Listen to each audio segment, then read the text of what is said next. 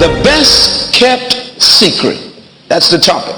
I drove past a beautiful cemetery. Inspiring habits. And I was once again reminded of something I discovered over 20 years ago. And that is, the wealthiest spot on this planet is not the diamond mines of South Africa. It's not the oil fields of Iran or Iraq. But the wealthiest spot on this planet is right in your neighborhood. It's the cemetery.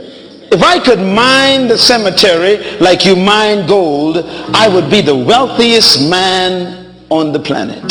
Why is the graveyard so wealthy? Why is there so much treasure in the cemetery? Why? Because buried in the cemetery are dreams that were never fulfilled, books that were never written, ideas that never became reality, visions that were never manifested. There in the graveyard are paintings that were never painted, songs that were never written, books that we'll never read. In the cemetery are great manufacturing plants that were never built. In the cemetery are sermons that were never preached. The cemetery is pregnant with unused success.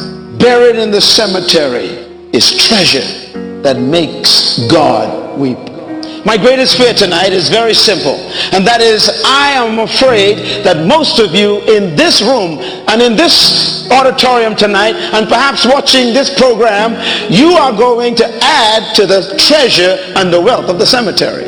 And that makes me very sad, because buried inside of you are dreams that you still carry, ideas that God planted in your heart that you still haven't done yet. Paintings that you've been planning to paint, and books you've been thinking about writing, and paintings you keep procrastinating about. And what I'm so concerned about is we'll never see your painting. We'll never sing your song. We'll never read your book, and we'll never operate in your business, and we'll never experience the invention that you keep procrastinating on. I trust that you will rob the graveyard of your treasure. I pray that you will disappoint the cemetery. I pray that when the morgue gets your carcass, it'll be empty. What do you call this massive treasure that's in every cemetery? It's called potential. Why is this called potential? Well, potential is untapped power. Potential is unused ability. Potential is dormant strength. Potential is hidden power. Potential is all you could be but you haven't become yet. Potential is how far you can go in life but you haven't gone yet. Potential is who you really are but we haven't seen you yet. Potential is everything you could be but you haven't become it yet. Potential is all you can do but you haven't done yet. In essence, potential is never what you've done. Please make a note of that. It's always what you could do but you haven't done yet. In essence, whenever you've done something, it's no longer your potential. Therefore, potential is everything that is yet unused, that is still within you. I am convinced that God has buried in every human being treasure that is yet to be tapped. Let's put it this way. If potential is not what you've done, but what you could do, then whatever you've done is no longer your potential. Therefore, you should never be impressed by what you've done, because if you are impressed by what you've done, it'll stop you from doing what you could do. The greatest enemy of progress is your last success. The greatest threat to moving ahead is getting excited about where you are. Whenever you feel like what you've done is the best you could do, you just died. No matter what you've done, if it didn't kill you, there's more left. As long as you're breathing, God got something else left inside. Until you are gone, you're still pregnant, because God sent you here. And no human being came to this planet empty. I repeat, no human came to this planet empty. You came here loaded, and you came here to make a deposit, and deposit you will make. And if you don't make, you are a generational thief, because you stole from the next generation. The next generation is supposed to benefit from what you came to deliver. And if you settle down on what you've done and not do what you could do, then you rob them of what you came to leave for them to enjoy. And that is why you should never allow what you've done to stop you from doing what you could do. No matter how great what you've done is, don't park if you've been driving for the last 30 years at 55 miles per hour, does your experience cancel the car's ability? No. That's why you should not judge life by your experience. If the car is parked outside and you walk up to the car and you say this, you say to this car, you are stupid. Can the car still travel 160? Yes. If you say to this car, I think you dumb and ignorant and backward, can it still travel 160? Yes. You say to this car, I don't like your color. Can it still travel 160? Your opinion does not affect the potential of the car. Opinions do not change potential. Therefore, what you think about the car is irrelevant to the car's ability.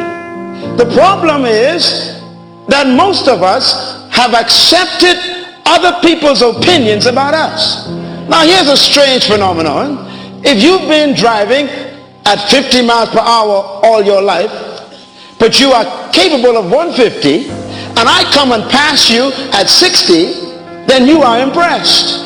And what you don't realize is that you can make 160. Yeah.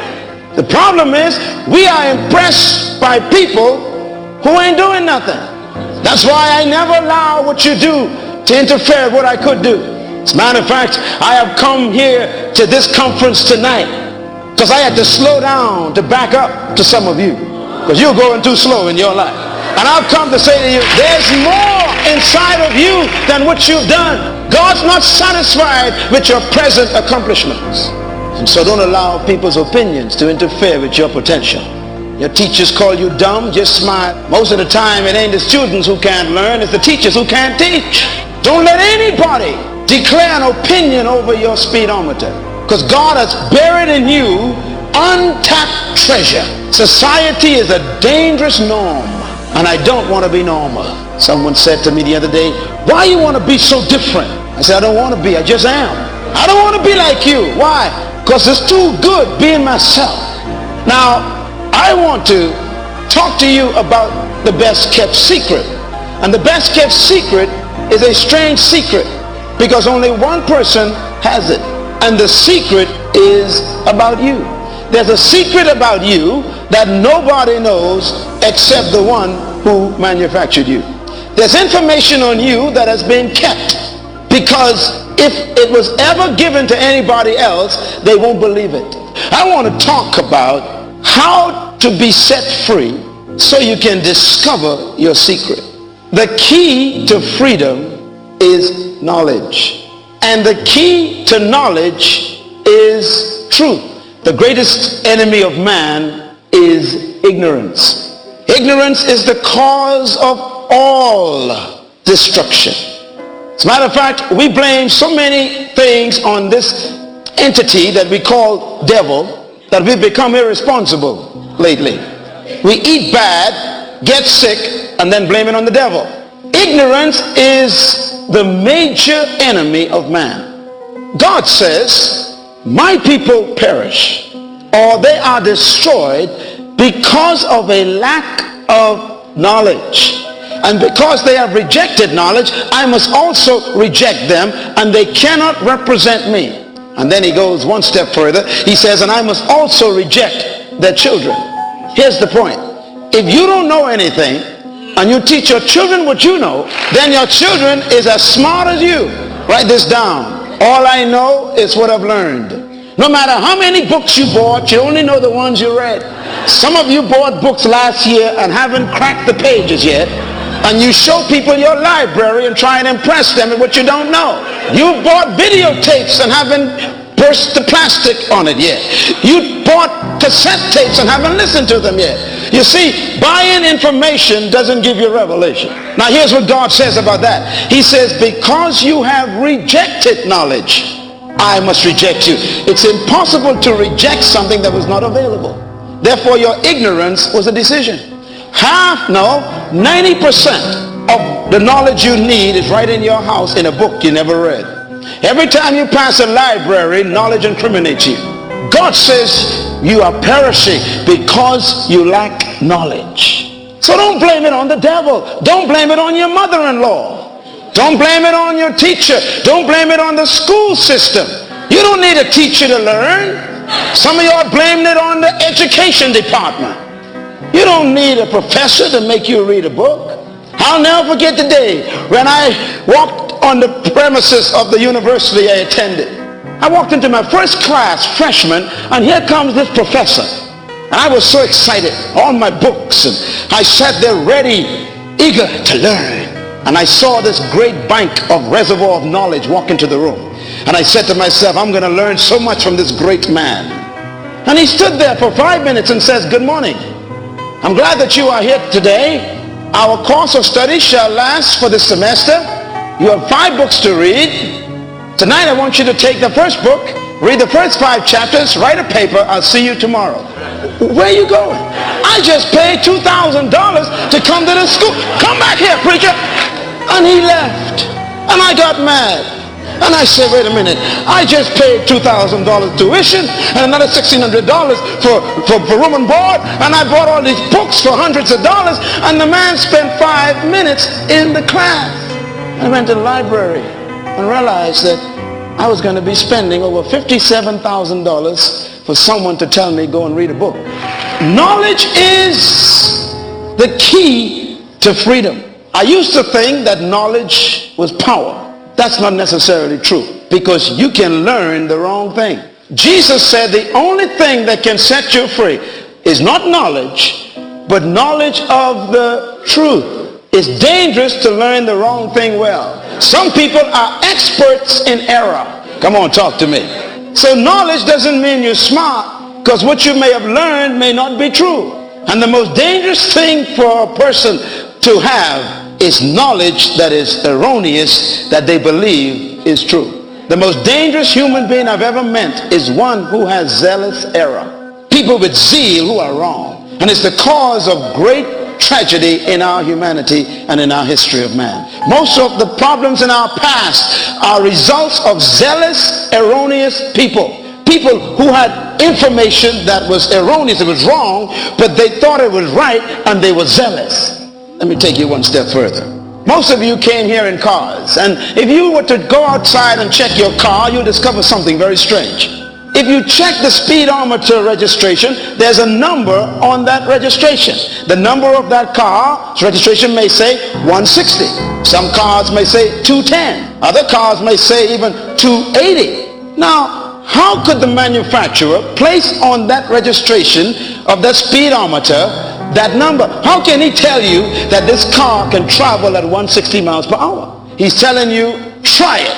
I guarantee that this automobile could travel at 160. I don't care what you think about it. I don't care what your opinion is. I made it, and I put in this car the horsepower and the piston power and the firepower to go at 160. You know, before they release the car, they test it first. So they're not asking you to test anything. It's already tested. They're asking you to use it. Question to ask you. Driving at 150, does that cancel the car's potential to travel at 160? No. If you've been driving for the last 30 years at 55 miles per hour, does your experience cancel the car's ability? No. That's why you should not judge life by your experience. Now I want you to turn with me to the manufacturer's manual. And I want you to read a section of the manual that talks about you. It's found in section Psalm, subsection 139, article 14. Now for those of you who are religious, that's Psalm 139. And in the manual it talks about the product. Now remember, only the manufacturer knows the truth about the product. Let's take a look at verse 13. For you were manufactured in your innermost being, knitted together by the manufacturer in your mother's womb. Do you understand this technical jargon? See, I got to talk like this because some of you are too spiritual. That's why you're driving at 50. Here you are working in a shoe store and you're excited because you're the supervisor. But the manufacturer is depressed because you're supposed to own the store. We get excited about what he's disappointed at. Verse 14. I praise you because I am fearfully and wonderfully made. Marvelous are the works of your hands, and my soul knows this well. He says, I praise you He's talking to the manufacturer. He's saying, thank you, manufacturer. Thank you, factor that made me. Why? Because I am fearfully made. Write the word fearfully down. Now check how it's spelled. Be careful. It doesn't say F-A-I-R. It says F-E-A-R-L-L-Y. It says when he made me fearfully. The Hebrew word here is an awesome word. It means when he put me together, when he was manufacturing me, he was full of fear. Why? It's the kind of fear that an artist has. He was like an artist putting something together because you don't want to make a mistake. You are afraid of making a mistake. That's the fear that's written here. When God put you together, he was afraid to make a mistake. That's why David says, I praise you. Why? Because when you put me together, it is exactly what you wanted. My nose is perfect. Why? Because my nose was necessary for my purpose. My cheekbones are exactly what I needed to be what I was born to be. When you wired me and fixed my hair the way it is, it was related to what I was born to do. You didn't make a mistake. That's why you should stop hating your face, because he took a lot of time to put that together. So stop looking in Vogue magazine at other people's faces. Stop trying to become like GQ. You ain't no Gentleman's Quarterly. You a gentleman all the time. He was so careful that he wanted you to be not only exactly what he wanted, but he wanted you to look the way you look. That's why in Isaiah it says, how can the pot say to the potter, how and why did you make me like this? He said, don't you dare ask the manufacturer why he did you like this, because he has some stuff you don't know about that required what you got. Your height is perfect. So stop saying you're too tall, lady. Walk proud with your height. Why? It's connected to your purpose. When he wanted to design you, he made sure, I like this, it says he created you in the innermost being and he put you together in your mother's womb. That means when he wanted you, he was even careful about which womb you were in. If you are black, he wanted you black. If you were white, he wanted you white. If you were yellow, he wanted you yellow. And if you ain't sure what you are, that's exactly what he wanted. Whenever God wants a combination, he combines them. Tell your neighbor, I am perfect for what I was born to do. He knitted me together in my mother's womb, and I am fearfully put together. The manufacturer says you are wonderfully made. Write the word wonderful down. I want to show you how much we just don't study the word sometimes. The word wonder, wonderful, is actually two words put together. It's a grammatical construction, because the Hebrew word was so complicated they had to use two English words to create the word. I am wonderful means that when he put me together and when he designed me and when he had faithfully finished me, putting me all the details, the Bible says when he finished, I was full of wonder. And that means when I walk in your presence, it makes you wonder. If somebody don't like you here, tell them this is a wonder here. It ain't the fact that you don't like it, you're just wondering about it. I'm full of wonder. You can't figure me out. You don't know what I'm going to do next. Why? I'm full of wonder. When you think I failed, tomorrow I'm full of success. I'll make you wonder. When you thought I quit, I'll start again. I'll make you wonder about me. Let me tell you something. There are people who believe that they got to be like other people to be somebody. Why would you want to be like somebody when you are an original? It's boring being like other people, dressing like other people. That's why when you go to the stores to buy clothes, you'll notice that the cheap ones are all the same. Them racks with all them dress tailors the same, they're cheap. When you find 10 dresses all the same, they're cheap. When you cut your hair like MC Hammer, you're cheapening your head. When you show up, they're supposed to wonder, where did that come from? Tell your neighbor, be yourself. Wonderfully made. Write the word marvelous down. It's from the word marvel. What God has produced supposed to make people marvel. So why would people want to get lost in other people? You're too important to be covered up by other people's personality. Some of you parents got to stop comparing your children. Why don't you be like John? Shut up, he's different from John. Marvelous, the works of your hands. And he says, my soul knows this. One of the most powerful things in this verse is that last statement. My soul knows this. I don't need no magazine to tell me I'm marvelous. I don't need no psychologist, psychiatrist to tell me I'm wonderful. My soul knows this. I don't need no one to affirm and confirm and reaffirm who I am. I know that I am marvelous. You see, when you don't know this thing for yourself, then you go to other people for affirmation. And believe me, if you go to other people to find out who you are, they'll never make you more than they are. That's why you got to discover for yourself your own treasure. Jesus said, knowledge of the truth, not just knowledge, but the truth shall set you free.